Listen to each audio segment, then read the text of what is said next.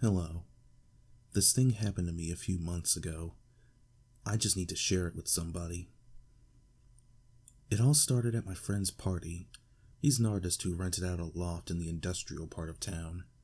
If you can picture what a place like Detroit looked like in the 1920s, that's what this area looks like. A bunch of old, turn-of-the-century factories crammed into 10 blocks. Most of them are abandoned. So, I partied a little too hard that night and decided to crash on a couch at the loft. I woke up at around 4 a.m. The sun wasn't out, yet you could still make things out in the dim blue light. I went to the bathroom, carefully tiptoeing around the people that were passed out on the floor. As I was taking a piss, I tiptoed to look out the bathroom window and saw the panorama of deserted urban decay. I remembered how much I liked places like this. It was so dark and devoid of life, yet it was strangely serene. So I went back to the couch and tried to fall asleep. After 45 minutes of staring at the ceiling, I decided I didn't want to be there any longer, so I swallowed my pride and decided to wake up my girlfriend to beg her for a ride, since walking around the vacant streets at this time was not an option. Being an awesome girlfriend, she was totally cool with it, and told me she would be there in a half hour and she would give me a call when she was outside. My phone died 10 minutes later, so I decided I would sit by the window and watch for her car.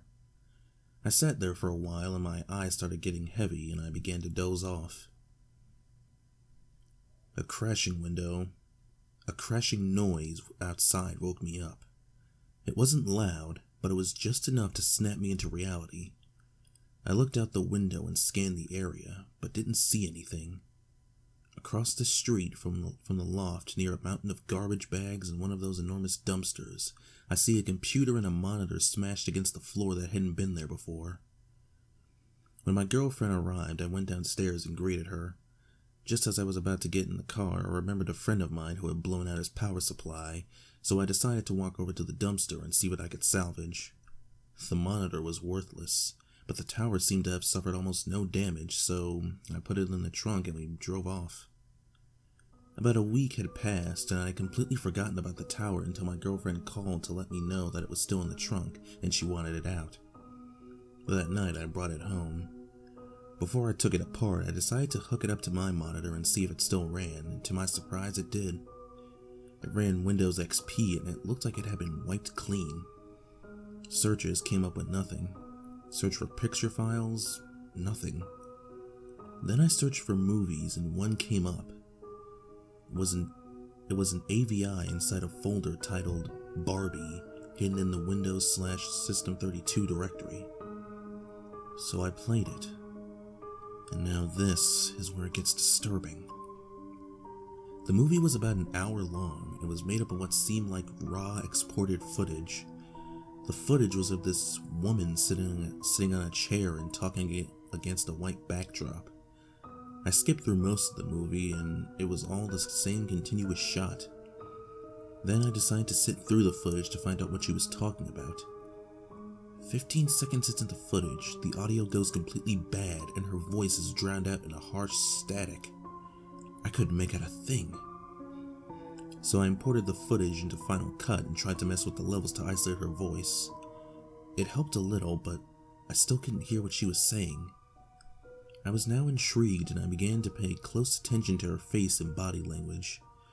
It seems that she was being asked some kind of question, because she stops at times to listen and then continues talking. About 15 minutes into the footage, her face begins to redden and contort as if the questions are bothering her, but she continues to answer them anyway. Shortly after, she begins to cry. She sobs hysterically for the duration of the film. One of the few words I could lip read was skin. She repeats this word many times throughout the footage, and at one point even pulls at the skin from her arm and mouths the word. She seems to be unhappy with her skin. There's much more I have to get off my chest, but it's getting late and I can't go on. I'll share the rest tomorrow. God save my soul. It kept on building and building, and about 40 minutes in, she's crying so hard she can barely look at the camera. She stops talking at this point, and the rest of the footage is just her crying with her head down. Oddly enough, she doesn't get up or move. The screen just fades to black. I was then dumbfounded. I played the whole thing through many times that night, trying to find inflections and nuances in her movement that would reveal anything else about what was going on. I felt so dissatisfied. I wanted to know more. That's why I noticed that there was about 10 minutes left on the timeline after the screen went black, and about 2 minutes in there was more footage. The footage was extremely shaky, almost unwatchable, and depicted a pair of legs walking along train tracks. My guess is that this camera was accidentally left on as it was being carried somewhere. The person in this footage walks along the train tracks for about 6 minutes, and then turns into the forest and walks over what looks like a piece of foliage flattened by plywood. The person continues on this makeshift plywood road until the movie clip ends. Now my heart started beating with excitement, because there were train tracks a few miles away that looked very similar to the one in the video. I had to check this out. I called up my friend Ezra. He's 6'4", 250 pounds of mostly muscle. I convinced him to go out on a little adventure with me. I'm no pushover myself, but I felt if I was to go wandering in the woods looking for God knows what, extra muscle couldn't hurt. This whole idea of investigating this video had me so excited I couldn't even sleep. The next morning, on a sunny Saturday, I took my flashlight, my camera, and my 7-inch Kabar with a black matte finish and serrated edge, and went to pick up Ezra. When I got to his house, he wasn't even awake. When I woke him, he pretty much told me to screw off. I was already packed and I had mentally prepared myself to do this, so I decided to go through it without him. I parked my car at the train station, took my stuff, and hopped onto the tracks. After walking for about 2 hours, I saw a broken piece of plywood and my knees almost buckled with excitement. I searched the nearby foliage and there it was, a little plywood trail leading into the forest. I walked slowly along the trail, paying close attention to everything. I would stop occasionally, kneel down and listen for anything or anyone. But it was so quiet. This was one of the most nerve-wracking things I've ever done. I didn't know what to expect at the end of this trail. The dense tree line gave way into a little island of grassy field, and then I saw it, a house being consumed by the forest.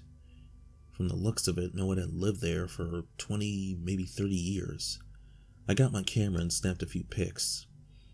A few yards away from the house was a tool shed made of rusty sheet metal. I just sat there among the trees for a while, absorbing everything. It took me a while to muster up the courage to go into the house.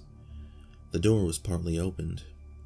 I pushed it in with the flashlight and was relieved that the inside was actually very well lit. I put my flashlight away, got my camera, and took a few more pictures. There was no furniture. The floor was riddled with brick and wood and rubble, and some of the walls had huge holes in them. When I went in further to explore, I saw some things that I didn't pay much attention to at that moment, but now that I think about them in hindsight, they greatly disturb me.